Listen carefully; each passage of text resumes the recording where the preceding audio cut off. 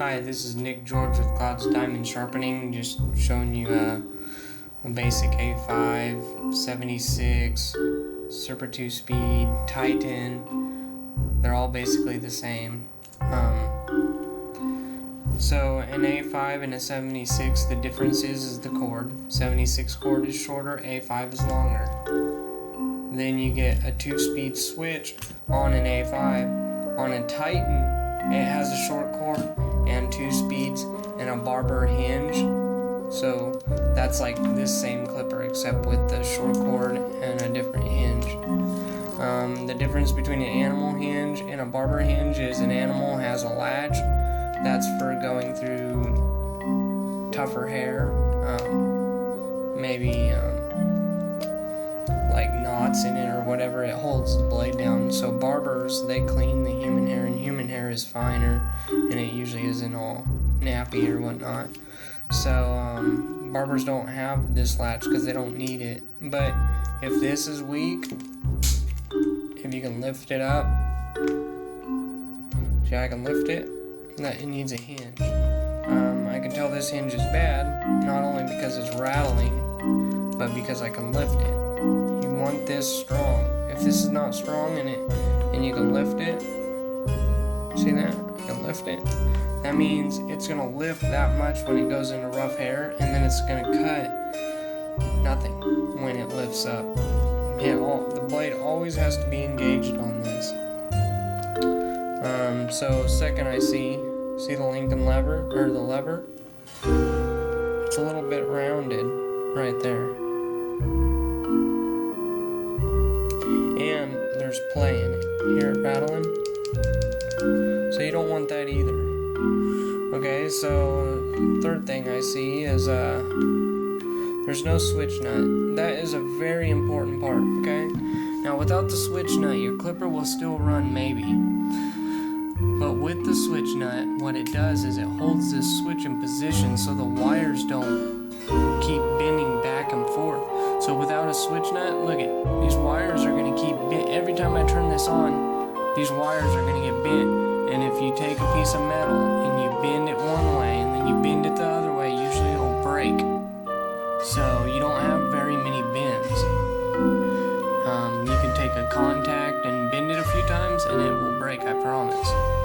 So metal is not supposed to bend all the time. So with this screw on here, with the nut on here, which I'm going to put on here, it'll keep this switch better for longer. It's just less wear and tear on the wires. Okay, so first let's just see how it runs. This will tell me if I need some major parts.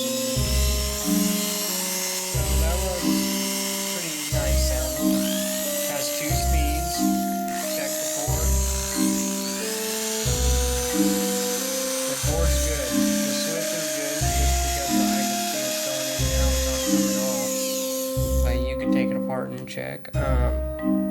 So I see their hinge is loose.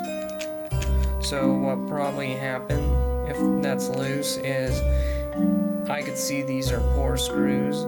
See, there's not very good indentation.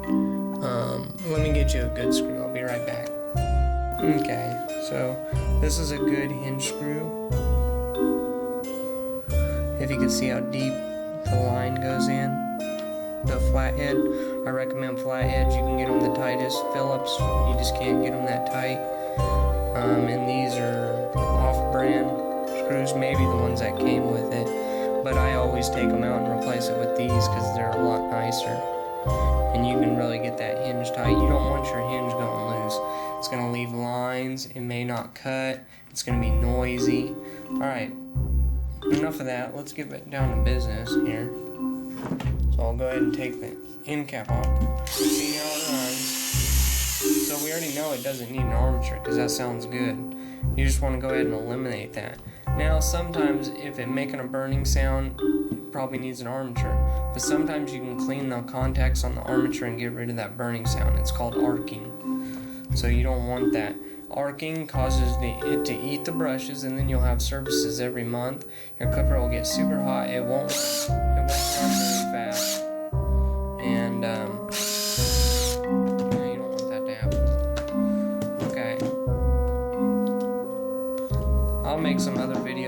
on how to do these switches, since a lot of people where I used to work always used to ask me every single day on the phone how to do it. It's not very hard. So yeah, that's that. And usually I would pull those wires to see if they're good, but it's plugged in right now, so let's just go ahead and unplug that. And then you can check these wires. See, because if they come out of that switch, you already know the switch is bad. But this don't have a problem. But you see how the switch moves up and down? You really can't see it.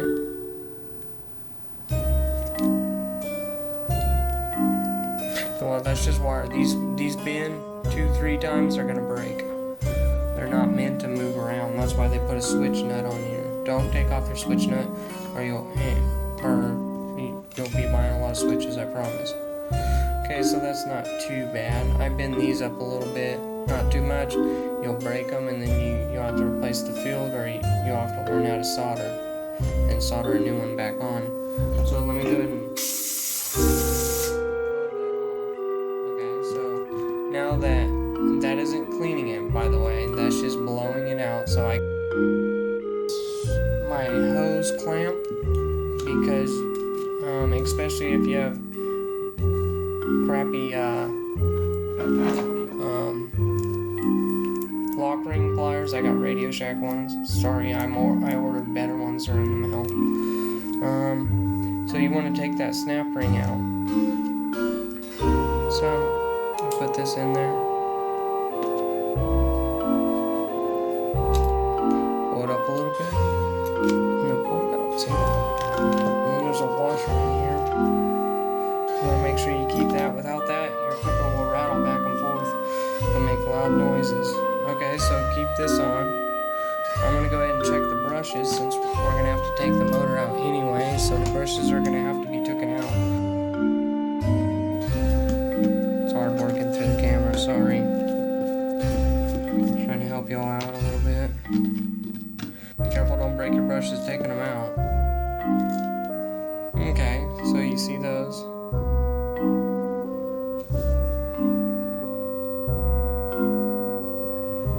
See how it's bent? Or indent like a bowl? You want to make sure the armature goes like that on the indent. If you don't understand what I just said, then maybe you shouldn't work on it, because your brushes will get stuck in here. And you'll have to bust them out and replace the brushes. And if you don't know how to take it apart, you'll have to pay me to do it. So don't put brushes in wrong. There's a notch on them. And if it doesn't match in here and you have to push a little bit, it's already stuck. Might as well just forget it. Alright, so you take off this front piece. We're going to check and see if the housing's good, which I'm sure it is, because there's not enough play for it not to be. Okay, see, there's a little play. You see how it's wobbling around? That means this much of it isn't going to cut. I don't know if you understand that, but if this is tight, then it won't. See that little bit?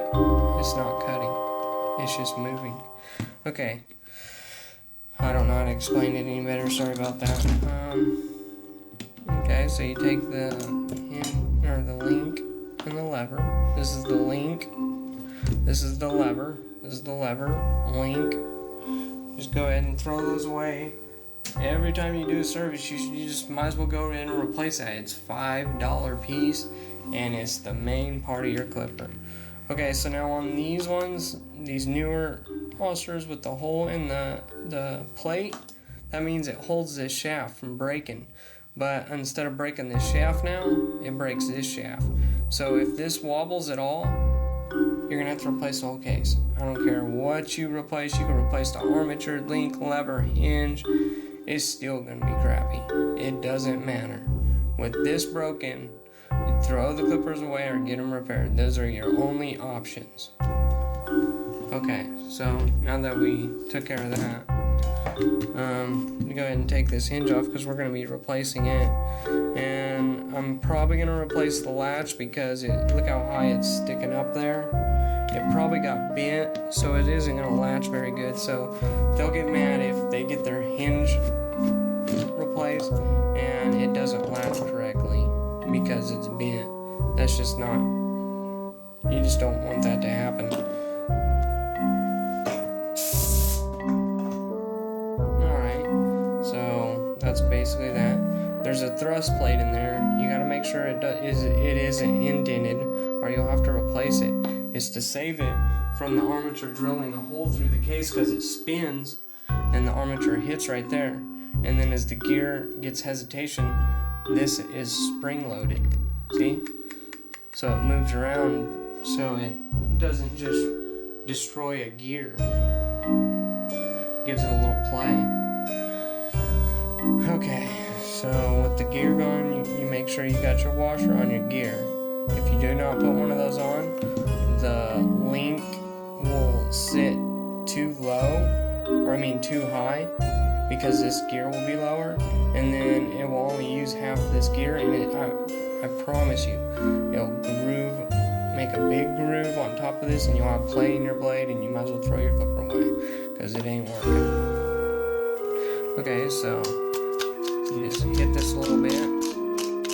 If it's too hard to get out, then you're probably gonna have to break the case and replace the case, because you never get it serviced. That's why I recommend, if you have an Oster, get it serviced every 3 to 6 months. If this motor gets stuck in this, there's no way to take it out.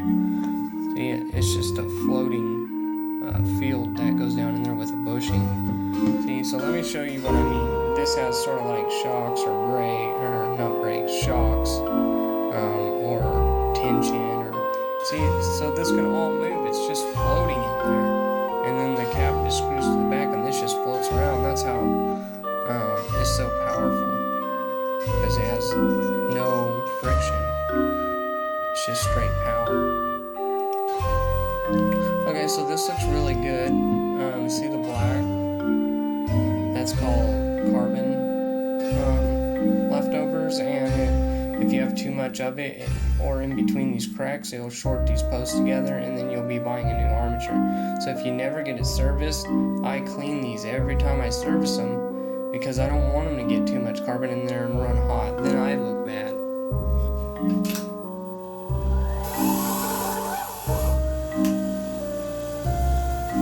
And if you ever decline my full repair estimate, it's okay, I will do it.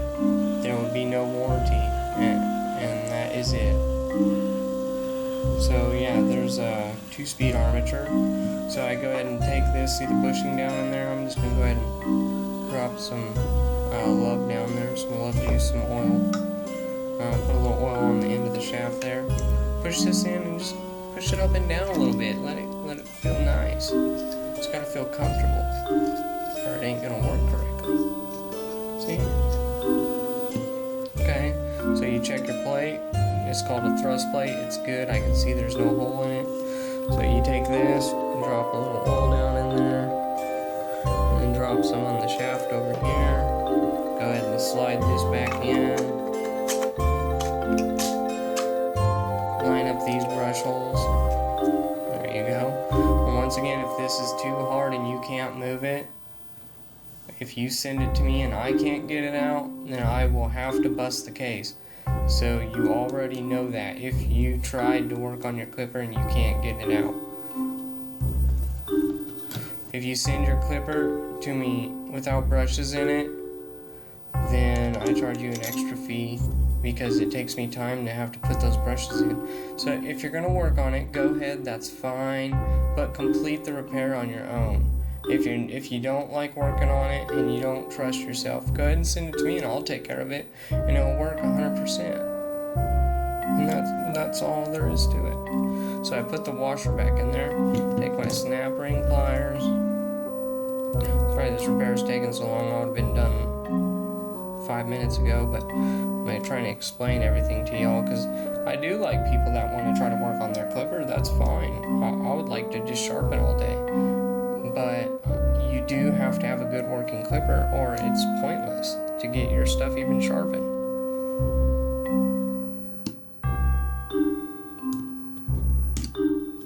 Okay, make sure it pops down in there, because if that isn't popped down in there and then this motor moves in a little bit and then it pops without this, there's a crack, promise. Well, maybe not on this. These are called the unbreakable housings, so you can't break them. They just sort of melt or bend. I don't think they're any better. They're just more money. You can still get the old housings for cheaper, and they still work the same. But alright, let's put this back together. So, get a little lube. Don't put lube. See how there's no lube there? That's good. Because this isn't a grease catcher. That means it catches all the nasty grease. So if you put new grease over here, you're circulating nasty grease and good grease. And you're gonna end up buying an armature or a gear, because these little fins down here are gonna start wearing off because dirt's just in there. So I put a little around this shaft. Put a little around this shaft. Okay, put the washer on. Make sure your washer's on. Put a little more if you dropped your washer like I did. Because what's going to happen is you're going to put this on and you're going to spin it a little bit. Up and down to get it all in there. And then you can squirt a little in this hole, because there's a little hole on the shaft that puts it down in there. And then if you want to feel real dangerous, just go on, just put a little drop. Yeah, just show some love. You don't really have to do that. So then go around the gear, the top of the gear where the link's gonna go. Let me go get the parts. Be right back. Alright, we got a switch nut, we got a link and a lever, a new one. See how crisp, and I mean these two pieces are $5. So if you decline them, you lose your warranty and your clipper. You might as well not even get it fixed. I wouldn't. I'll just throw it away if you don't want to fix those. Here's a hinge and a latch. So to this, there's two little springs right there. You put them through the holes, snap this together. Just like that, it's like magic. Okay, so you take your link, go ahead and just show it some turning love, and just turn it just a little bit like that. See? You know, it's all smooth and not noisy. We don't want noisy clippers and scare our customers. Put a little around the link, and there's some on the shaft. Go ahead and put this on the middle shaft, and then you can meet this up. So, there you go. Oh, look at that. That's perfect. See, they're gonna love this clipper now. It's their favorite clipper. It's gonna be way cooler. While their other clippers are gonna sound sad now they'll have to send them on to me to get them fixed. Because I didn't even know they sounded sad, but they do.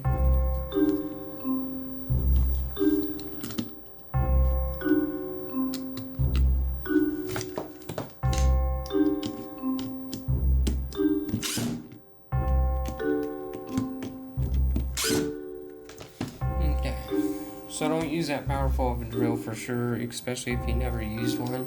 You can hurt your hand or break a case or break a screw off in there. So you put the little groove just like that in there. See how easy that goes in there? Put this little brush cap, put this in there, just put it in there, and see how easy it goes in there? It just sort of flops around in there. Okay, so here's the old screw versus the new screw on the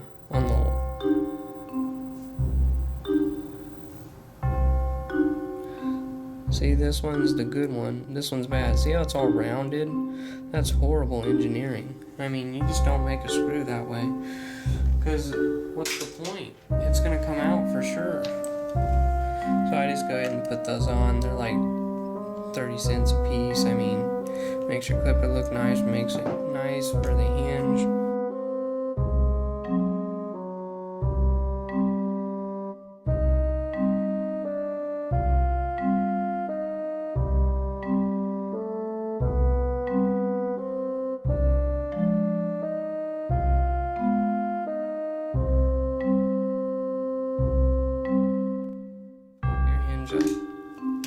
And there you go, that's your front end. Look at the nice lever, everything nice hinge. Oh man, when I pop this blade on, it's gonna be so sweet.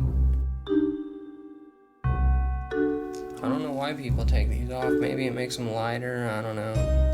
Maybe the switch nut's heavy. I don't know. Might hurt the wrist.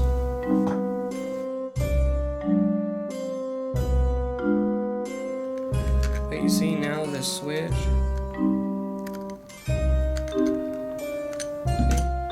Look at the switch, it sticks up a lot higher, it doesn't move in and out, these wires don't move at all. That's great, that's awesome. Okay.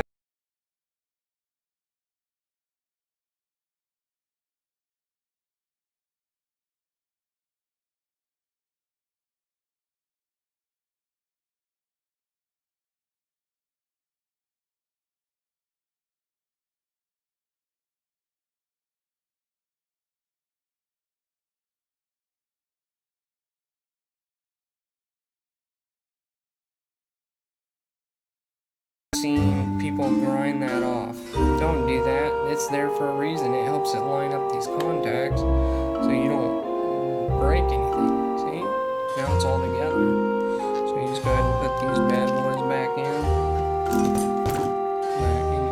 cap screws, because they keep it floating evenly on each side. So if you only have one in there, it might work, but your clipper might run hot because it's going to pull the motor over to one side. So you might just want to replace that if that breaks. That's a whole nother story. I can do it. I don't think I want to make a video of it because I don't like doing it, so I'm not going to do it just for fun. It's really not very fun. It's really a pain in the butt. Gotta make sure it runs right.